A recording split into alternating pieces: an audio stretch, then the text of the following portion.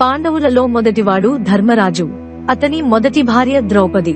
పాంచాల రాజైన ద్రుపదుడు ఏర్పాటు చేసిన స్వయంవరంలో మారువేషంలోనున్న అర్జునుడు మాయామస్య యంత్రాన్ని ఛేదించి ద్రౌపదిని పొందాడు. కాని కుంతీదేవి పొరపాటు వలన ఆమె పంచపాండవులకి భార్యగా అయింది. ఈమె 5 మహాపతివ్రతల్లో ఒకరు. ధర్మరాజుకి ద్రౌపదికి ఒక కుమారుడు. అతని పేరు ప్రతివింధ్య. ఇతడు ఉప పాండవులలో మొదటివాడు. ధర్మరాజు రెండవ భార్య దేవిక. శివిరాజైన గోవసేనుడు తన కూతురైన దేవిక వివాహానికి ఏర్పాటు చేసిన స్వయంవరంలో దేవిక ధర్మరాజును వరించింది. వీరిద్దరికీ ఒక కుమారుడు. అతని పేరు యౌధేయ. కురుక్షేత్ర సంగ్రామంలో గోవసేనుడు మరణించిన తర్వాత యౌధేయ శివిరాజ్యాన్ని పాలించాడు. పాండవులలో రెండవవాడు భీముడు. మొదటి భార్య హిడింబి అనే రాక్షసి. తన అన్నైన హిడింబ ఆదేశానుసారం అడవిలో వెళుతున్న పాండవులను చంపడానికి వెళ్లిన హిడింబి భీముడిని ప్రేమించి తన అన్న హిడింబ గురించి చెప్పి భీముడితో చంపిస్తుంది. తర్వాత కుంతీదేవి అంగీకారంతో భీముడిని పెళ్లి చేసుకుంది. వీరికి ఒక కుమారుడు. అతని పేరు ఘటోత్కచుడు. మహాపరాక్రమవంతుడైన ఘటోత్కచుడు కురుక్షేత్ర సంగ్రామంలో కీలక పాత్ర పోషించి కర్ణుడి చేతిలో మరణించాడు. భీముడు రెండవ భార్య ద్రౌపది. వీరికి ఒక కుమారుడు. అతని పేరు సుతసోమ. కురుక్షేత్ర సంగ్రామంలో వీరోచితంగా పోరాడాడు. భీముడి మూడవ భార్య వలంధర. కాశీని పాలించే దేవేశరాజు కుమార్తె. స్వయంవరంలో వలంధర భీముడిని వరించింది. వీరికి ఒక కుమారుడు. అతని పేరు సర్వగ. కురుక్షేత్ర సంగ్రామం తర్వాత ఇతను కాశీ రాజ్యాన్ని పాలించాడు. సర్వగ మనవరాలైన వౌస్తమ అర్జునుడి మునిమనవడు అభిమన్యుడి మనవడైన జనమేజయుడిని పెళ్లాడింది. పాండవులలో మధ్యముడు అర్జునుడు. అర్జునుడి మొదటి భార్య ద్రౌపది. వీరికి ఒక కుమారుడు. అతని పేరు శృతకర్మ. ఉప పాండవులలో చివరివాడు. అర్జునుడి రెండవ భార్య ఉలూపి.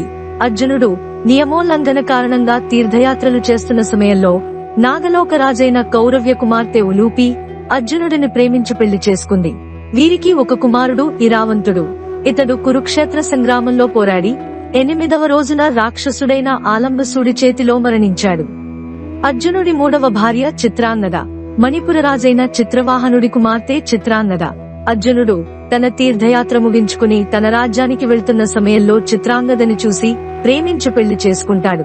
వీరికి ఒక కుమారుడు. అతని పేరు భబ్రువాహనుడు. కురుక్షేత్ర సంగ్రామం తర్వాత మణిపుర రాజ్యాన్ని పాలించాడు.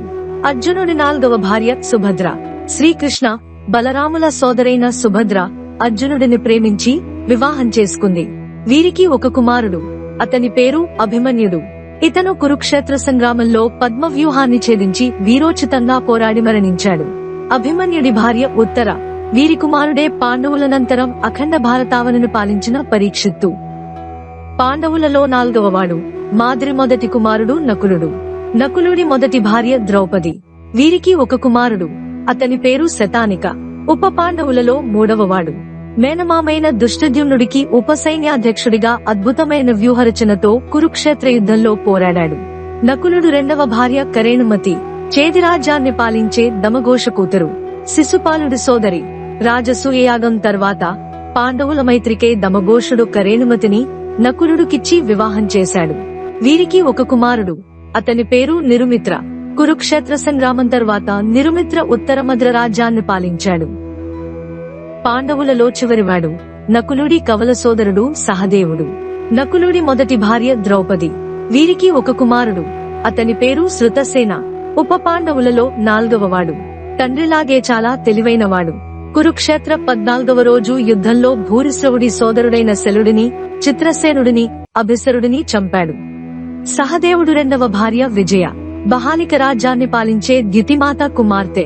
ద్యుతిమాత విజయ వివాహం కోసం ఏర్పాటు చేసిన స్వయంవరంలో ఆమె సహదేవుడిని వరించి పెళ్లి చేసుకుంది. వీరికి ఒక కుమారుడు. అతని పేరు సుహోత్ర. కురుక్షేత్ర సంగ్రామం తర్వాత సుహోత్ర దక్షిణ మద్ర రాజ్యాన్ని పాలించాడు. మరింత సమాచారం కోసం మా వైరల్ చాప్టర్స్ ఛానల్ ని సబ్స్క్రైబ్ చేసుకోండి.